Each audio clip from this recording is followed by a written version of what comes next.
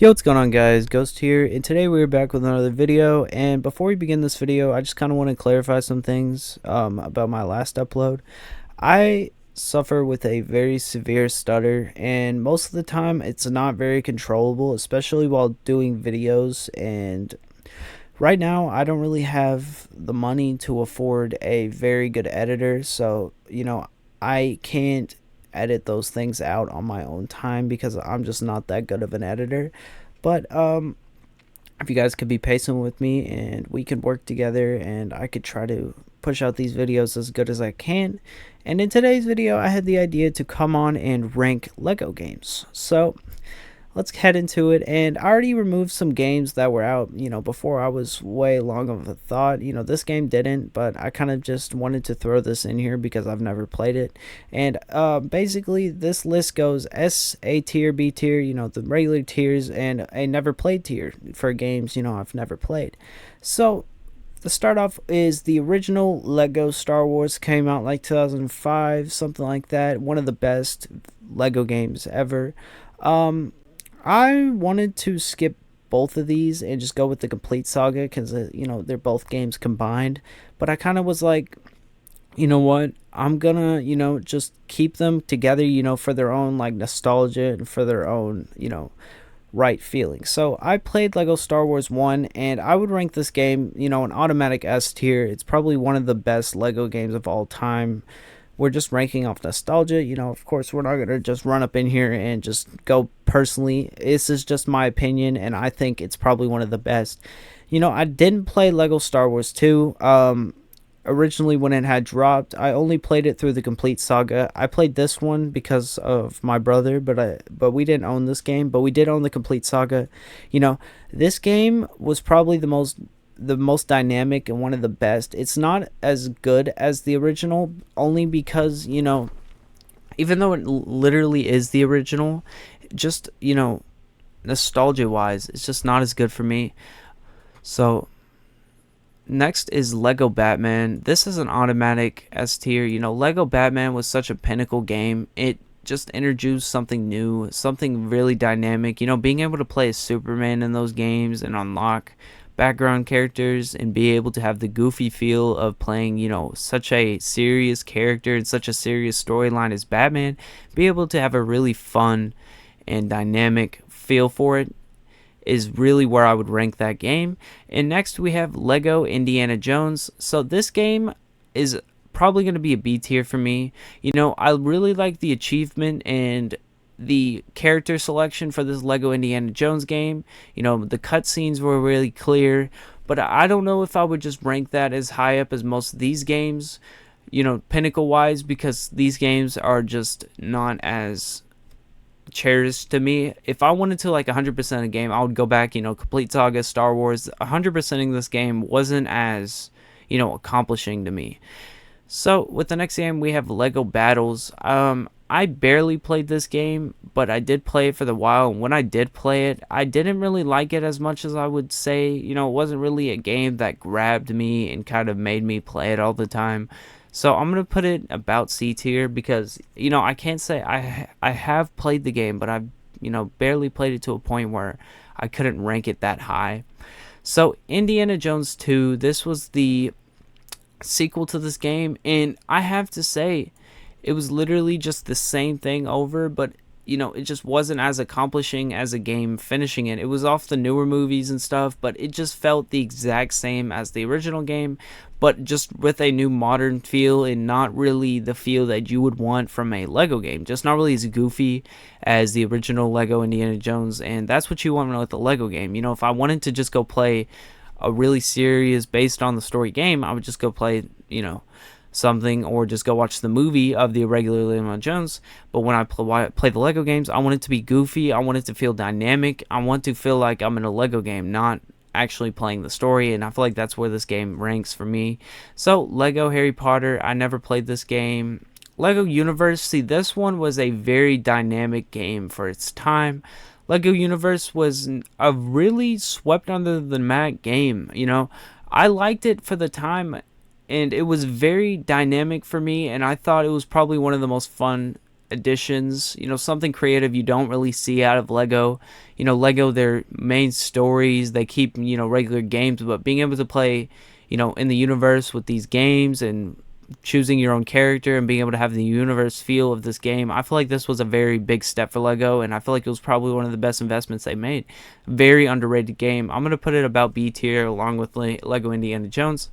Battles Ninjago. I did play the Ninjago series, but I didn't play the Battles game. So that's going to be there. I did not play Lego Mini Space 2. Didn't play any of the Harry Potter series, Life of George. No. See, Pirates of the Caribbean. Now, this game had goofy spots where you wanted it. It was very funny, and it stuck to the story right when it needed to. When you play a Lego game, you want it to be goofy and you want to be tapped into the story, but you don't want it to be too serious into the story. Like, you want it to be very funny and very dynamic, and I feel like that game made the perfect balance of when to be, very goofy and very stupid with different things, and where to be actually like very dynamic with it. And I feel like that's why I feel like it deserves an A. So, Star Wars, the third episode, I did not play this game. A lot of people have told me that it's really good, and I really want to play this for a video someday. So for right now, I'm just gonna put it in the never played.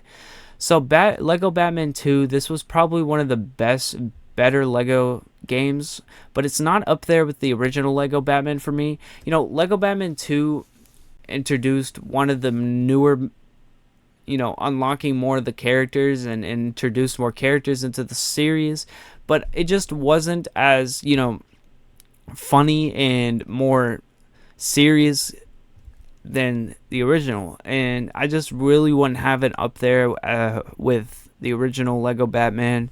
So with the next pick, we have I've never played this, never played the Dubla. I guess this is like a little Barbie game. I have no clue. I've never played it.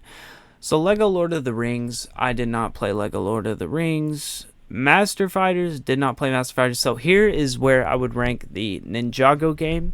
Lego Ninjago, I'm going to put this all the way up at the S tier. I absolutely love the Ninjago series from Cartoon Network, and it already being Lego was amazing, and being able to play with them as playable characters in the game versus what they were on Cartoon Network were absolutely eccentric for me.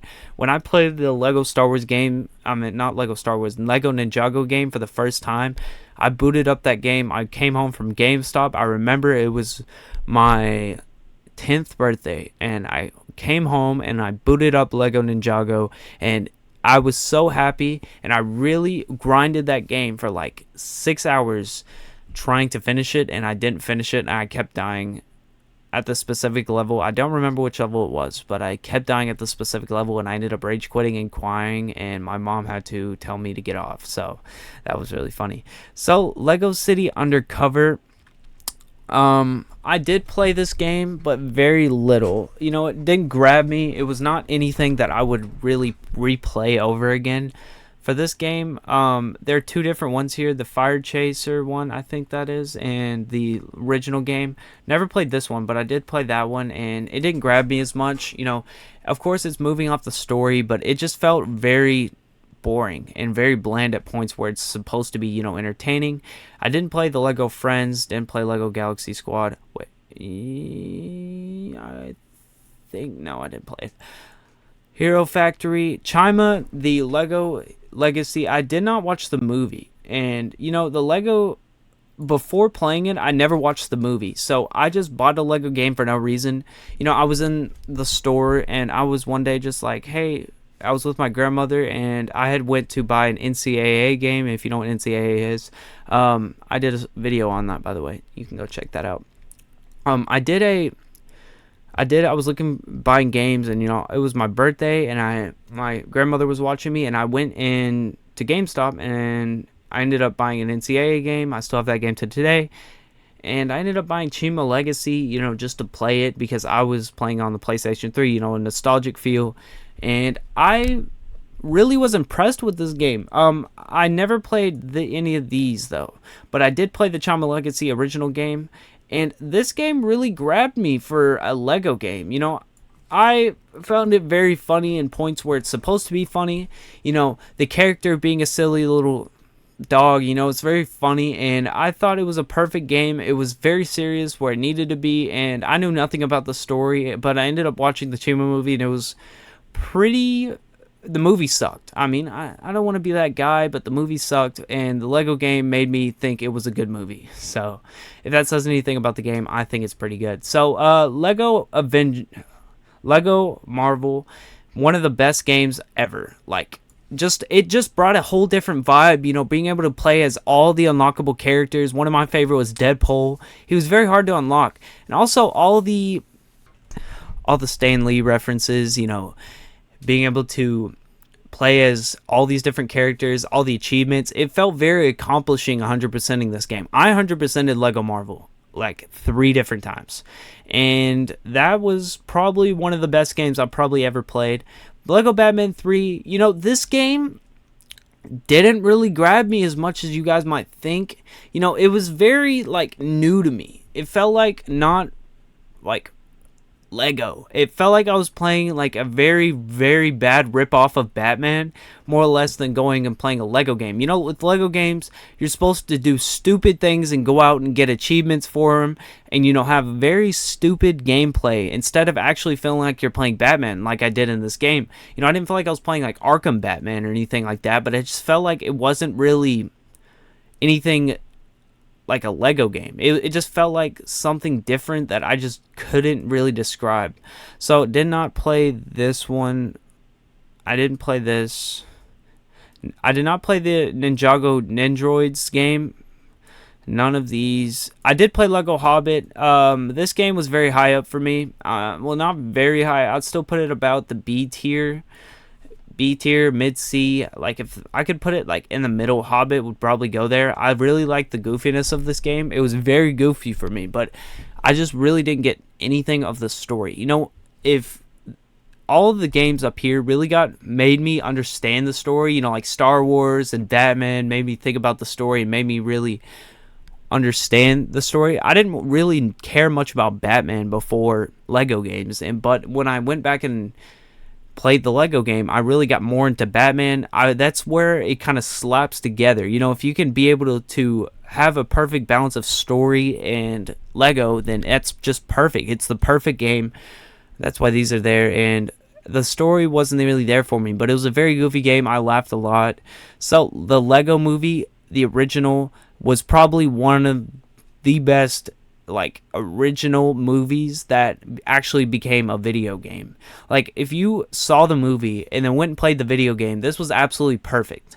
Like, being able to, you know, throw Lego characters in the story of the movie, and it also kept the exact goofiness of that movie, and that's why it's just absolutely perfect as a video game. So next we have Lego Dimensions. Now, this game was very, very weird when it came out. Originally, it was very hyped up. I actually played it with my friend. It just really wasn't as much as we expected. Even though I really liked the Dimensions feel, it felt like, you know, Skylanders, even though it wasn't. You know, you got the little dimension feel, and you could go out and get these characters and have these costumes and all the other things, but it just really wasn't it for me. I didn't really enjoy Dimensions as much as people would say.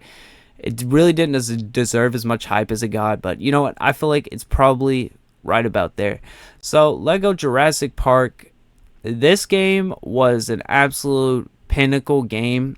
You know, I wouldn't put it in more up here. I really like the story aspect of this game. I'm going to put it mid A tier because, you know, the story was really good. It just felt like too serious to be more of a goofy game, like a Lego game. You know, I say that a lot, but you really got to realize with most of these Lego games, you can really dissect the story from all the silly and terrible references in the Lego games.